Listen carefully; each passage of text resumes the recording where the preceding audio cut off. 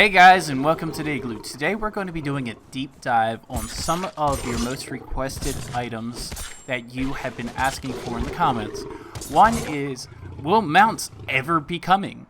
Well, when I opened up the game dev engine so that I can actually do some sneak bits of the modding, yes, there is the mount system that they have. It's for mammoths and camel.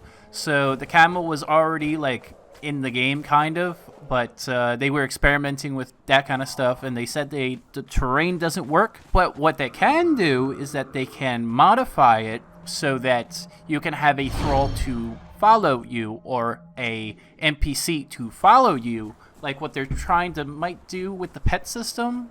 If that's what I'm assuming, that could be right. There's also the dungeon, the dungeon in the old biome for the Tower of Bats is going to get a rework so that they can actually get it access to. They put this to the forums, as well as I found a few other things. They might be getting ready for explosions in 3 different tiers. That might be why they preemptively put bombs to be 30k damage, but I can't confirm that at all. And then there's also water floaters. There's a few other things that add to this. So one of the bigger retrospects that you can actually find when you're farming and doing farm routes is that when you have a farm route, you have to plan, do I have a teleporter or do I not have a teleporter? How far are these resources away from base, and how far am I willing to go with encumbrance spec, or if I'm going to bring a thrall and go thrall hunting? It's a bunch of things that you need to consider when you're going around, different strategies and how you feel about your farm route. So let's say, for example, you go to Salt Flats and you want to farm for brimstone. Well, that's a very highly contested area no matter what server you go on, especially the higher pop servers or the private servers like mine or Hyboria's, where they actually see higher traffic because they are 70 pop servers. Depends on how you play, and what you do. Then you also have different caves that are around there that offer brimstone in different spots. Or you can go into Swamp Goal and try to get it underwater, but the Swamp Goal is not really worth it because they have a little bit of every resource, but not in mass quantities besides iron and stone. So when you're looking around in different spots, where should you go? So this spot you should go to is right above this Mitra spawn, and there's a spider cave. That spider cave has a lot of brimstone and a lot of spiders. So because it has a lot of spiders and a lot of brimstone, that you are able to find different spots where you can go to. Now, where's the closest teleporter?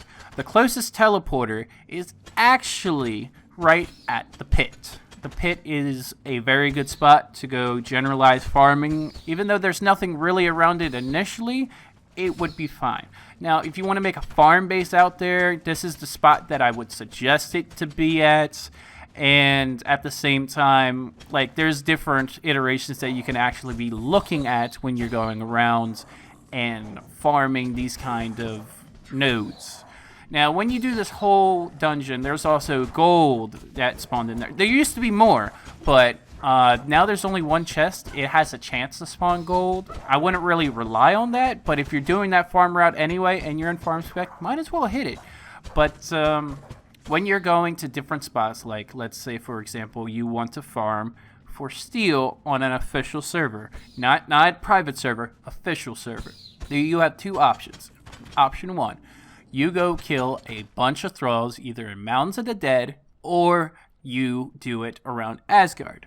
Those 2 spots have one of the higher yield spectrums of steel. You need to have steel so that you can convert it to steel reinforcement and blah, blah, blah. So you can make the steel T3 stuff. Most people have a little T1 base with hidden loot everywhere, and then they have T3. If you're going to be complacent or you're going to have 2 different beds, it depends on what you want to do to set this up.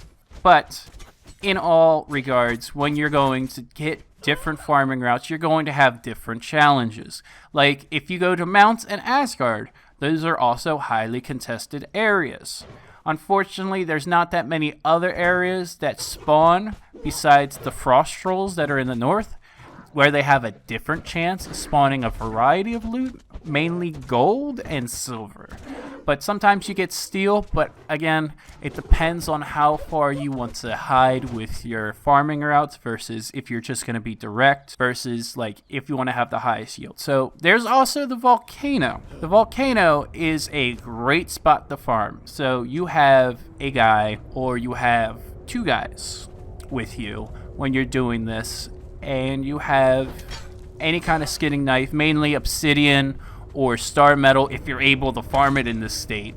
And you're going to be pretty much killing all the snake men. Just kill all the snake men everywhere. Because why? Reptile hide is 1-to-1. And just like my last video, they're probably going to nerf that because they nerfed the well because you were able to put fish traps inside the well, and then it becomes a feature for a while, and then they turn it off, even though I completely disagree with that. And nah, but continuing on, so you do this whole dungeon and then you go all the way to the end. Now if you're fortunate enough, maybe they have fixed that the recipe doesn't crash the server.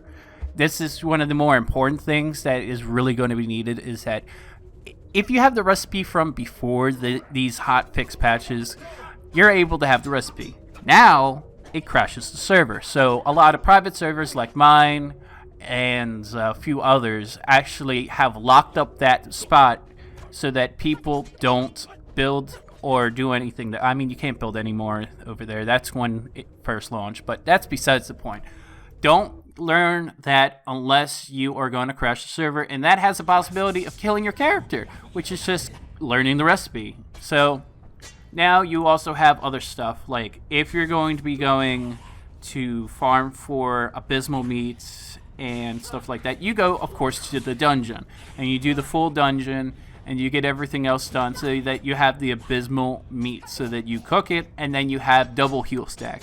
Double heal stacks are pretty much aloe and abysmal meat when you're going back and forth for your best heals. Or let's say, for example, golden lotus and abysmal meats, or ambrosia and abysmal meats, or something like that, where you have a majority of things that do happen to be very viable, but you have different combinations. There's been so many times that I've seen people on my private server just walk up to me and be like, hey, can you give me some food? You hit me. I'm like, do you know that there's healing pots in the game?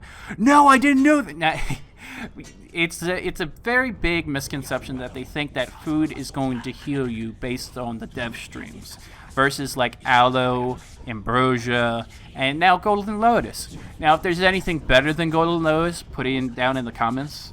But currently, I haven't found anything better than golden lotus. Just like with the example of, like, if you get drunk and you drink 5 times to be extremely drunk, and then you have a cure-all, that gives you +3, +3, +3 strength, and +3 vitality.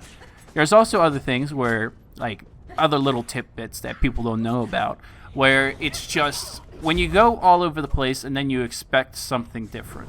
Like, for example, if you bring a Thrall with you right now, he can follow you through teleporters. That Thrall could also knock down as many or infinitely amounts of NPCs when you wish. You put a knockdown on the bow, and he can shoot as many things as he can and knock down the Thralls that you have brought him to. So you'll be able to pretty much get any Thrall possible besides like level 1s and 2s, because he's going to kill them with the snake arrows. You never use anything besides snake arrows.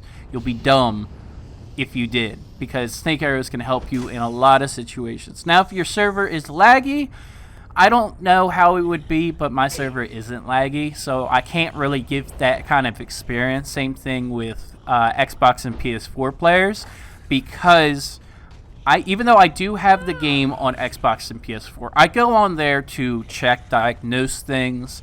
I see about different statuses and how they are, because it's very different from like PC, when it comes to their updates. So even though I would love to see crossplay, they're not going to really support it, even though I would love for it to be crossplay, like hardcore crossplay, and everybody have the same updates, because literally Xbox and PS4 are almost direct ports from PC. And that's why you're able to see the little like window that's at the bottom left for people that are Xbox and PS4 that follow me.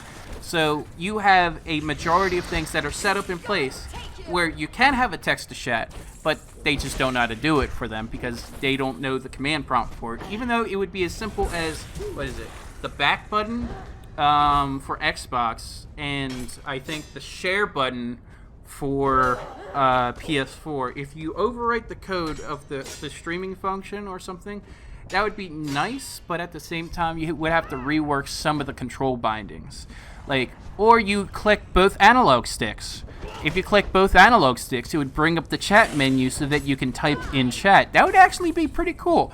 And maybe something on the lines of, like, borderline, if you press 3 buttons, you can be able to bring up your keyboard chat or something like that. I don't know. I'm just spitballing ideas. I honestly want to see people on like Xbox and PS4 be able to communicate, as well as crossplay, because of a few other things that I've been hitting because of all the bugs and issues. I mean, it's better to socialize with one another than it is to just be like, hey, I'm going to see you in messages, or hey, I'm going to see you in VoIP. Like, that's not the way to be. Honestly, you should be able to communicate, just like on Arc, to everybody. Doesn't matter. So, honestly, if you think that there could actually be a command prompt, something super simple, like what I suggested with just clicking 2 analog sticks to bring up, like, the chat menu. Like, that would be interesting, because that would be, like, equivalent to our enter when it comes to PC. Definitely leave your comments down below and see if you have any other suggestions for the devs. And have a good one, guys.